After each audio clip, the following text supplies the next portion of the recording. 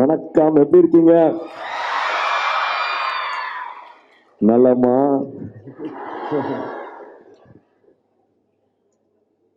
ரொம்ப ரொம்ப சந்தோஷமா இருக்கேன்டா, உங்களால இங்க பார்க்கறது வந்து ரொம்ப ரொம்ப சந்தோஷமா இருக்கேன்.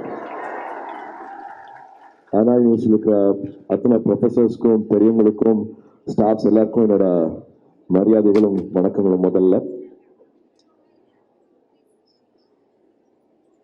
அகரமோட ஒரு கூட்டு முயற்சியில் அகாடமிக் ஃபோக்கஸ் பண்ணி முதல் முறையா ஸ்டெம் பத்தின ஒரு கான்ஃபரன்ஸ் நடக்கிறது வந்து எனக்கு ரொம்ப ரொம்ப ஒரு முக்கியமான நாளா பார்க்குறேன். ரொம்ப ஒரு மகிழ்ச்சியான ஒரு நாளா பார்க்குறேன். ஐயா, அகரம் ஆரம்பிச்சு ஒரு 15 வருஷத்துல இது வரைக்கும் ஒரு 6000 கிட்டத்தட்ட ஒரு 6000 கிட்ட மாணவ மாணவிகள் படிச்சு முடிச்சிருக்காங்க, படிச்சுட்டு இருக்காங்க.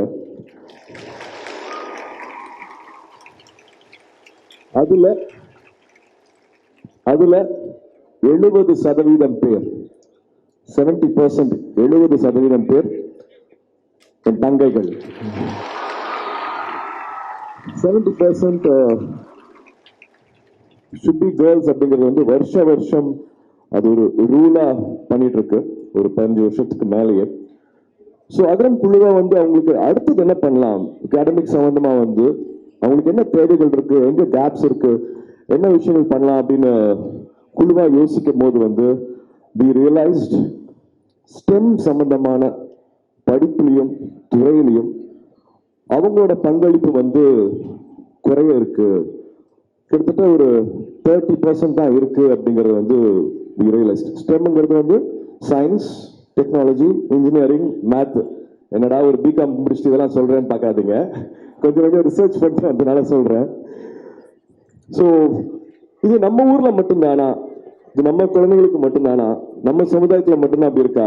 ஏன்னா நான் ஒரு அப்பாவா வீட்டில் பார்க்குறேன், நான் என் தங்கச்சிக்கு நடக்கிறது, என் மனைவிக்கு நடக்கிறது, என் குழந்தைக்கு, என் பொண்ணுக்கு, என் பையனுக்கும் நான் எனக்கு தெரியாம பண்ற சின்ன வித்தியாசங்கள் தான் காரணமா, அவங்களை வளர்க்குற விதம் காரணமா அப்படின்னு பார்க்கும்போது இல்லை அப்படின்னு ஒரு ரிசர்ச் சொல்லுது. உலகம் பூராவே இன்ஜினியரிங் சம்மந்தப்பட்டது, இனோவேஷன் சம்மந்தப்பட்டதுல வந்து பெண்களோட பங்களிப்பு வந்து 30% குறைவா தான் இருக்கு அப்படிங்கறத வந்து ரிசர்ச் சொல்லுது.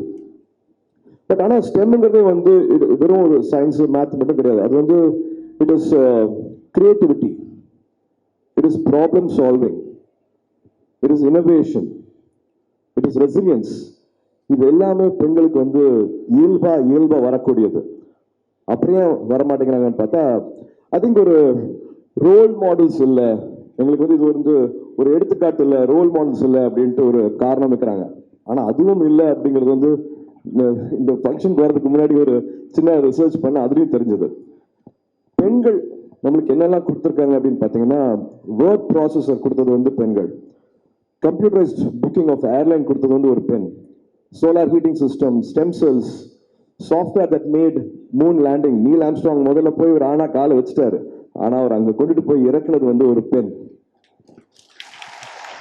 Medical syringe, laser contract surgeries, fridge, CCTV, diaper, dish washer, chemotherapy, computer software, airline சத்தம் வராமல் இருக்கிறதுக்காக, இன்ஜின் சத்தம் வராமல் இருக்கிறதுக்காக அது மஃப்ளர் பண்ணது வந்து ஒரு பெண், பர்த் கண்ட்ரோல், அப்புறம் நிறைய பேருக்கு பிடிக்கும் pier, call centre, car heating, காரோட வைப்பர் பண்ணது வந்து ஒரு பெண்.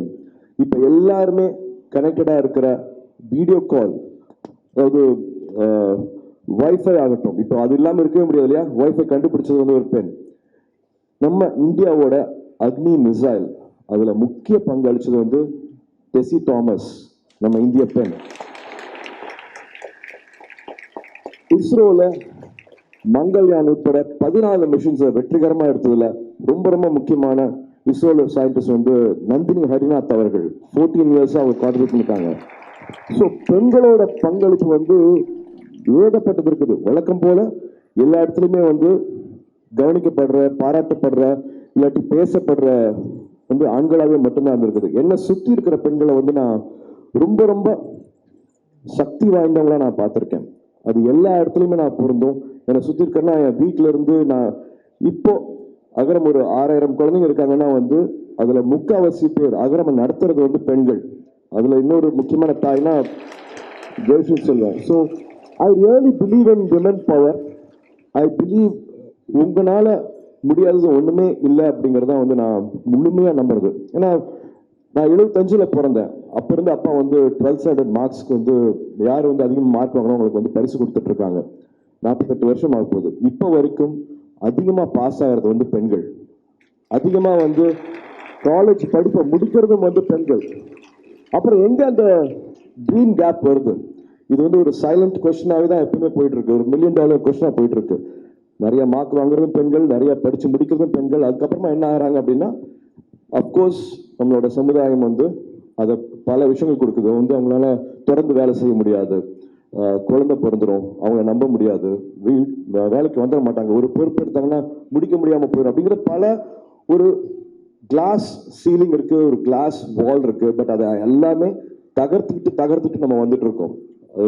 உடல் வலிமையை வச்சுதான் வந்து ஜெயிக்க முடியும் அப்படின்னு நினைச்சிருக்கிற ஸ்போர்ட்ஸ்லயும் இந்தியாவை எங்கேயோ கொண்டுட்டு போறது வந்து பெண்கள் மட்டும்தான். அது எல்லா துறையிலுமே ஆகட்டும். ஸோ ஒரு செரிபல் ஈக்குவாலிட்டி இருக்கிறது, படிச்சா மட்டுமே போதும், பெரிய மாற்றத்தை எடுத்துட்டு வர முடியும் அப்படிங்கிறது வந்து ஒரு ஹார்வர்ட் சர்வே சொல்லுது. ஸோ விமன் இன்ஜினியர், மென் இன்ஜினியர் ரெண்டு பேருமே வச்சுட்டு ஒரு சர்வே பண்ணதில்ல. மக்களுக்கான தேவை, யதார்த்தமான உண்மையான தேவைகளை வந்து பூர்த்தி செய்யறது வந்து பெண்களால மட்டும்தான் முடியும் அப்படிங்கிறது வந்து ஒரு ஹார்வர்ட் சர்வே சொல்லுது. ஸோ இப்போ பார்த்துக்கிற ப்ராடக்ட்லையும் வந்து வெறும் வணிக ரீதியாக மட்டும் இல்லாம, லாபம் சம்பாதிக்கிறது மட்டும் இல்லாம, மக்களுக்கான உண்மையான தேவைகளை எடுத்துட்டு வர்றது வந்து உங்களால மட்டும்தான் முடியும். ஸோ அதுக்காக தான் இந்த கான்ஃபரன்ஸ், இந்த ஸ்டெம் கான்ஃபரன்ஸ்ல வந்து பல உரையாடல்கள் நடக்கும். நிறைய அகாடமிஷியன்ஸ் வந்திருக்காங்க. எல்லா டிபேட்டும் வைங்க, என்னென்ன பிரச்சனைகள் இருக்கு அப்படின்னு சொல்லுங்க. அதை எப்படி முன்னெடுத்துட்டு போறது, அதை எப்படி எக்ஸிக்யூட் பண்றாங்க வரைக்கும் வந்து அழகான டிபேட்ஸ் நடக்க போகுது. இன்னைக்கும் நாளைக்கும் வந்து மேக் திஸ் யோர் டே. உள் மனசுல, ஆள் மனசுல நம்ம என்ன ஆகணும் அப்படிங்கறது ஏங்கி தவிக்கிறோமோ அதுவாக நம்ம ஆக முடியும். எந்த காரணங்கள் சுற்றி இருந்தாலும் அதை எல்லாத்தையும் முறைச்சிட்டு நீங்க ஒன்று முடிவு பண்ணிட்டீங்கன்னா நீங்க அது ஆக முடியும்.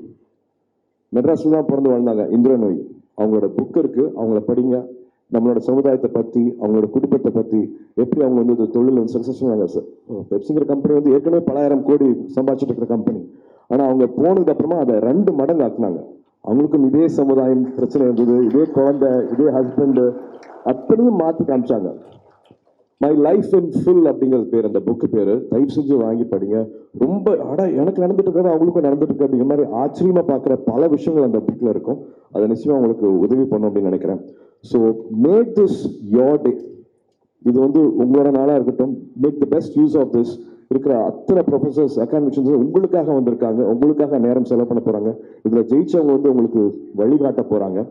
ஸோ இதுக்கு ரொம்ப ரொம்ப முக்கியமான காரணமாகிற விஜய் அசோக் அவர்களுக்கும், அண்ணா யூனிவர்சிட்டி இருக்கிற அத்தனை ப்ரொஃபசர்ஸ்க்கும், அத்தனை ஸ்டாஃப்ஸ்க்கும், மதிப்புக்குரிய வைஸ் சான்சலர் அவர்களுக்கும், ரெஜிஸ்ட்ரார் அவர்களுக்கும், இதெல்லாம் பண்ணி கொடுத்த அகரம் வாலண்டியர்ஸ்க்கும் மனமார்ந்த நன்றிகளை தெரிவிச்சுக்கிறோம். இது வெறும் ஆரம்பம் மட்டுமே, இது வெறும் ஆரம்பம் மட்டுமே. நீங்க என்ன ஆகணும்னு ஏங்கி தவிக்கிறீங்களோ அதுவாக ஆக முடியும். God bless, all the best.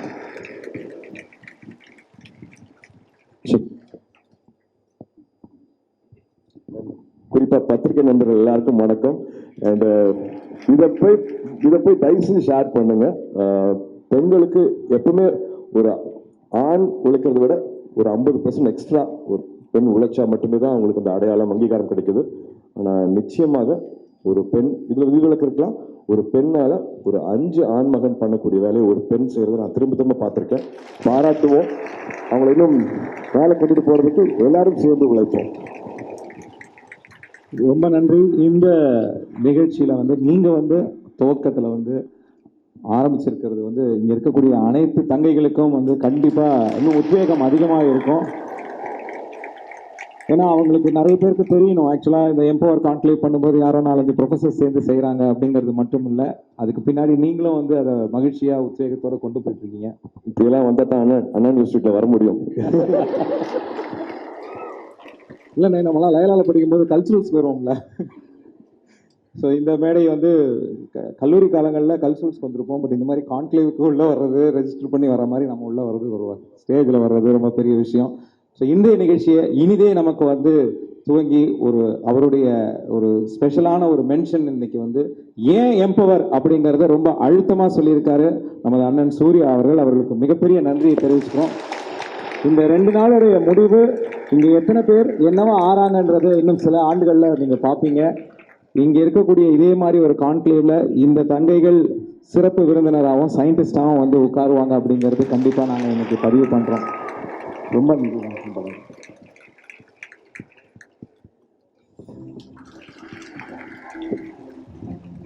Dubbing போயிட்டு இருக்கேன், அதனால தான் தொண்டை எப்படி இருக்கு. அங்கே வெயிட் பண்ணிட்டு இருக்காங்க கங்குவாக்காக. ஆல்மோஸ்ட் படம் முடிஞ்சிருச்சு. So I have to leave now. அதனால உங்கள்கிட்ட வந்து விடைபெற்றுக்கிறேன். தேங்க்யூ.